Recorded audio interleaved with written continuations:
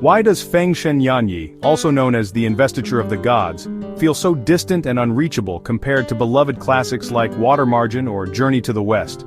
What makes it seem so grand yet so far removed from us as readers? The book is massive in scope, overflowing with gods, demons, and legendary battles that shake the very heavens. Its world is filled with dazzling spectacles and supernatural wonders. Yet, even with all these amazing sights and epic moments, the story often feels strangely hollow inside, as if something essential is missing beneath the surface. Fate is set in stone, the will of heaven controls every event, making the story impressive but emotionally cold. Every twist and turn seems preordained, leaving little room for surprise or genuine suspense. Characters are like chess pieces in a heavenly game, their struggles feeling like they were always going to happen instead of being truly exciting or unpredictable. Their destinies are mapped out, and their choices rarely feel like their own. The story tells us what happens, but rarely explores why it matters to the people living through it. We see their actions, but seldom their inner worlds or personal stakes. Feng Shen Yanyi is packed with magic fights and supernatural wars, but without a strong emotional center, the amazing sights just become repetitive and, after a while, even boring. The battles all start to look the same, impressive at first but ultimately easy to forget, blending together in a blur of spectacle. Its huge scale, which is supposed to be its greatest strength, actually makes it feel emotionally empty, as if the story is too big for us to truly care about anyone in it. As a main book for Chinese myths, its impact is clear and lasting. It shaped the way generations imagine gods and heroes. But as a piece of writing, it falls behind its friends, offering cosmic order and grand design but little understanding of what it means to be human, to feel, to hope, or to despair. It's a big story of gods and demons that struggles to find its own heart, leaving us searching for warmth and connection. The main question is, can a story be truly great if it doesn't touch the human heart? Is grandeur enough? Or do we need to feel something deeper? Feng Shen Yanyi is like a grand blanket admired from far away, beautiful and impressive, but we never feel its warmth or comfort. In the end, it leaves behind a feeling of greatness, and a lingering emptiness that echoes long after the last page is turned. To understand where Feng Shen Yanyi fits in, we need to look at it alongside two other legendary works that have shaped Chinese literature for centuries. These three novels, Water Margin, Journey to the West, and Feng Shen Yanyi, are often called the Big Three of Chinese storytelling, each with its own unique style and focus. Water Margin is a gritty, action-packed story about rebellion, full of flawed, very human outlaws fighting against corruption and injustice in society. Its characters are lively and memorable, their struggles coming from real feelings, personal conflicts, and unclear morals that make them relatable. Journey to the West, on the other hand, is a magical adventure, rich in hidden meanings and spiritual ideas, where every monster and challenge represents an inner journey or lesson. Feng Shen Yanyi, by contrast, is a mythic epic about the war between the Shang and Zhou dynasties, presented as a command from heaven and filled with supernatural events. Its huge cast of gods, immortals, and magical battles are impressive, but the story often reads like a straightforward record of divine intervention rather than a tale of personal struggle. Water Margin explores themes of fairness, justice, and rebellion against authority. Journey to the West is about faith, transformation, and growing as a person through trials and spiritual discovery. Feng Shen Yanyi, meanwhile, gives the mythic blueprint for Chinese fantasy, but seems more interested in how the gods and cosmic order work than in human drama or emotion. All three are classics, but Feng Shen Yanyi often feels like the odd one out, standing apart from the others in both tone and purpose.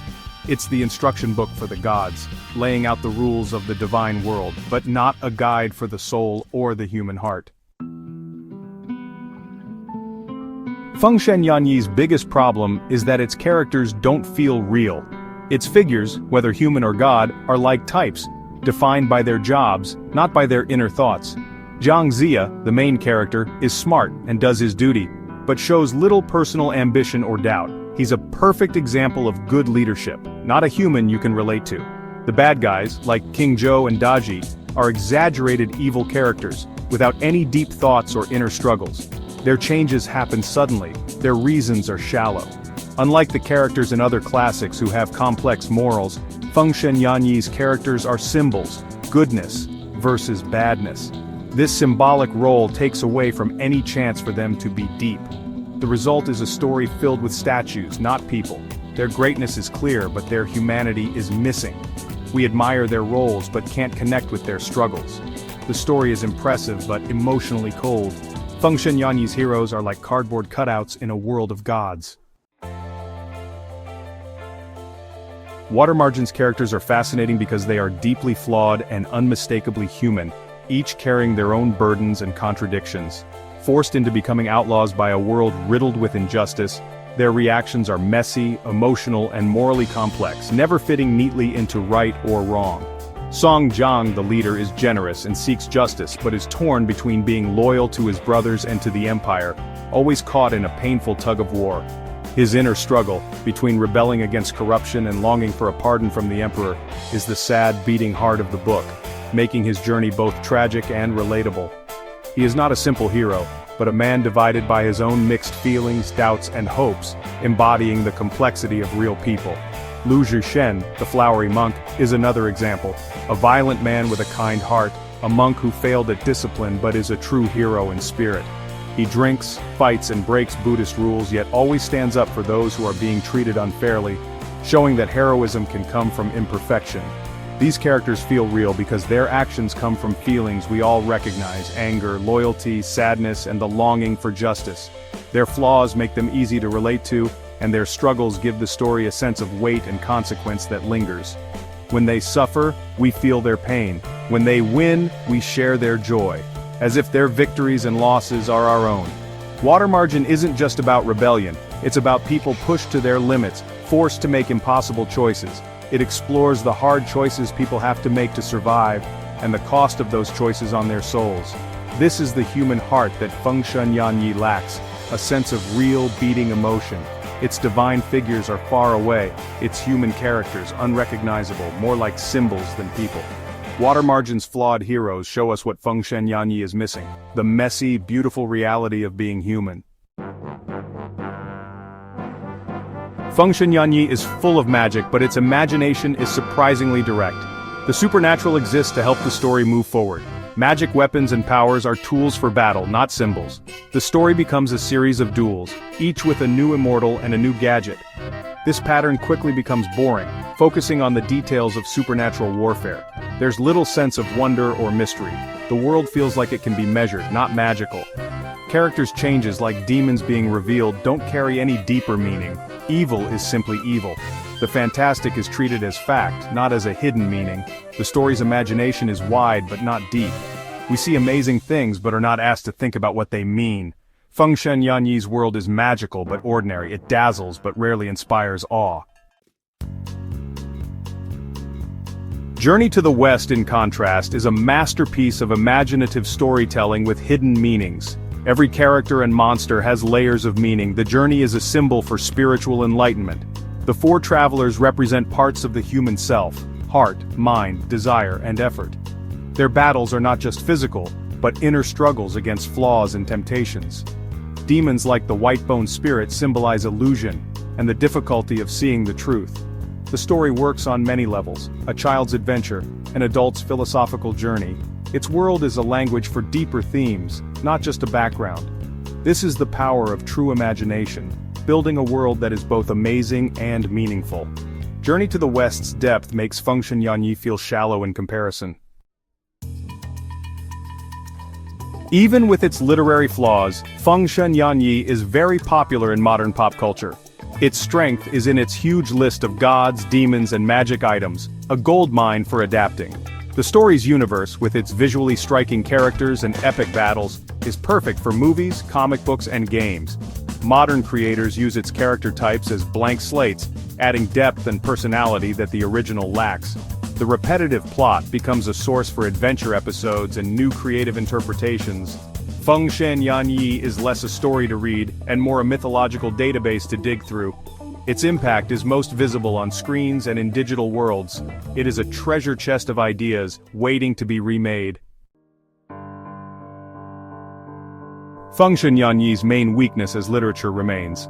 Its large cast and magical spectacle make it a great sourcebook but not a great story.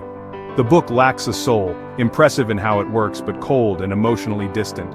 Fate is decided beforehand. Characters fulfill destiny rather than create it. This takes away excitement and the feeling of characters making their own choices, making it hard to care about their struggles. Why worry about a hero's fate when it's already set? Unlike Watermargin's Sad Justice or Journey to the West's spiritual hidden meaning, Fengshen Yanyi offers only amazing sights. It entertains but doesn't teach, it impresses but doesn't move. Its emotional and philosophical depth is shallow. It is a body without a heart, a universe without a soul. We respect its scale and influence but rarely love it. It tells of gods but fails to make us care about their story. Fengshen Yanyi is a classic that is respected, not loved. In Chinese literature, Fengshen Yanyi sits in an awkward middle spot. Too important to ignore, too flawed to stand with the masterpieces. Its cultural impact is huge, shaping Chinese mythology for centuries. It gave names and stories to the gods, creating a mythic framework still used today. Yet, judged as literature, it struggles. Thin characters, a repetitive plot, and a worldview where everything is predetermined. It chose to be broad rather than deep, listing wonders but ignoring emotion and philosophy. It stands as a monument, impressive but cold and hard to love. The story of humans and gods has huge potential, but the original text is a blueprint for a house never fully built.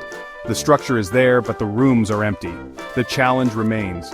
How would you rewrite Fengshen Yanyi to finally give its grand body the soul it has always lacked?